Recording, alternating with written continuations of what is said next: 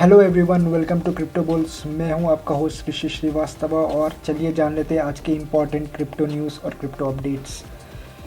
तो जैसे कि आप देख सकते हैं, मैंने कॉइन मार्केट कैप ओपन किया है। वहां पे बिटकॉइन पूरा मार्केट बेसिकली नेगेटिव में ट्रेड कर रहा है। आज सब रेड में है, सारे टोकन्स, सारे कॉइन्स, सब कुछ आज रेड में है। बिटकॉइन कुछ दिन पहले 66,000 के ऊपर में था, पर आज का 3 या 4 दिनों के अंदर ही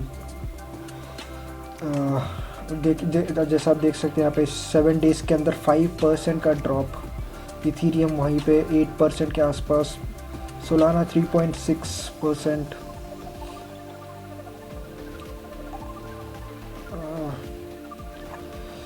तो पूरा मार्केट रेड में ट्रेड कर रहा है एक्चुअली।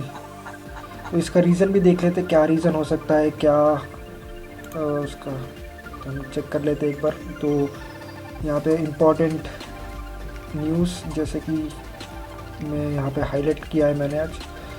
सो सितंबर क्रिप्टो हैक्स एक्सीडेड 120 मिलियन। सो जो सितंबर मंथ में जो क्रिप्टो हैक्स हुए थे वो 120 मिलियन के डॉलर्स के hack only in the month of September, जो कि अक्टूबर से ऑलमोस्ट 20% ज़्यादा था।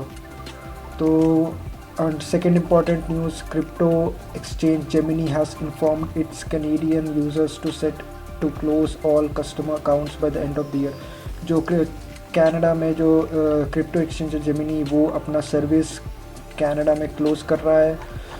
और next important news for ripple, which is a very positive news for Ripple. Ripple, a leading crypto payments infrastructure provider, has received an in-principle license approval from the Dubai Financial Services Authority, allowing the company to establish a presence in UAE. So Ripple अपना cross border payments के लिए Dubai में एक licence obtain करने के लिए उसने apply किया था। तो उसको फर्स्ट इन प्रिंसिपल लाइसेंस मिल गया। उसके बाद वो लोग जो फुल लाइसेंस होगा उसके लिए अप्लाई करेंगे। तो धीरे धीरे रिपल अपना यूएई में, जो मिडिल ईस्ट में, अपना प्रेजेंस बना रहा है, विच इज़ ये एक बहुत बड़ा माइलस्टोन है एक्चुअली रिपल के लिए उसने अचीव किया। तो काफ़ी पॉजिटिव है ये रिपल के लिए। Next, bitcoin drops to 63K, fails to rebound after Fed hints at future rate cuts. तो यहाँ पे मैंने हाईलाइट किया है, Powell said that upcoming interest rate cuts will not be aggressive as the recent 50 BPS decrease.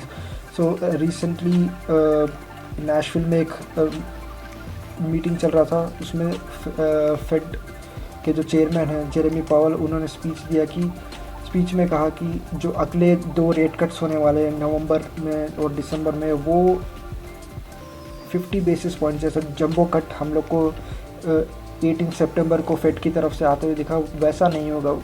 It is possible that वो एक 25 basis point का cut मिल सके। जो नेक्स्ट कट होगा वो 25 बेसिस पॉइंट को हो सकता है। Next important, Ohio to consider accepting crypto for tax payments and fees. An Ohio state senator has introduced a bill to require the state to accept cryptocurrency for payment of state taxes and fees. जो कि Ohio के senator है, जो कि काफ़ी pro crypto है। उन्होंने उनका मैं यहाँ पे नाम भी दिखा देता हूँ, नीरज अंतानी, राइट। नीरज अंतानी जो है, उन्होंने एक बिल डाला है कि ओहायो स्टेट में क्रिप्टो को for payment of taxes and fees के लिए, फॉर स्टेट टैक्सेस के लिए क्रिप्टो को भी एक्सेप्ट किया जाए। नेक्स्ट देख लेते हैं, bitcoin price falls as global recession and AI bubble fears send investors scrambling. तो concerns are rising about the activity in the service and manufacturing sectors and upcoming September jobs report on October 4।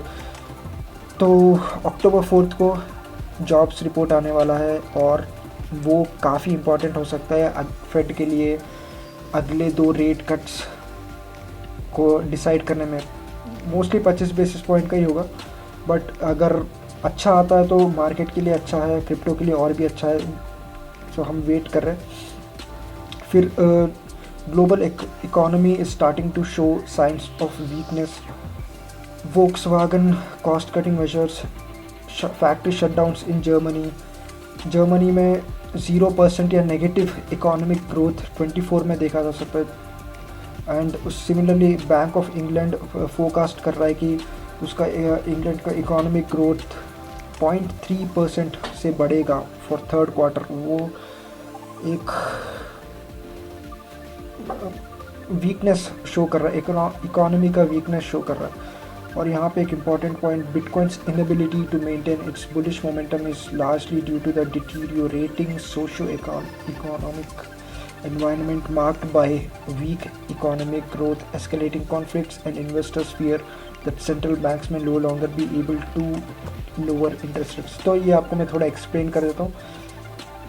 जो global का market, जो global economy है वो काफ़ी week है। आप China ले लो, आप यूएस ले लो, आप यूरोप ले लो, हर जगह पे अभी वीकनेस दिखाई दे रहा है, क्लियरली नज़र आ रहा है।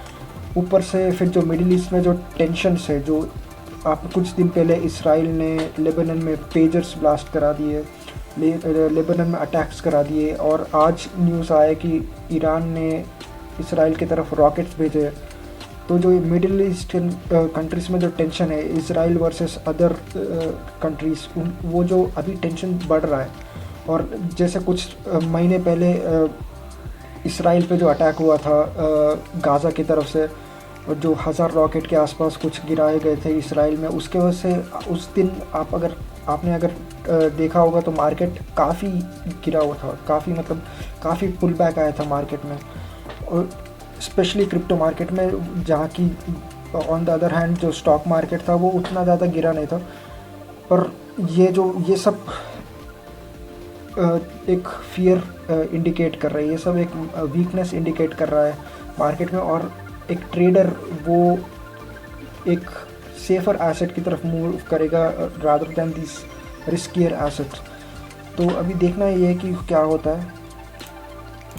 Next news, diamond hand moving millionaire still holding despite rapidly declining price.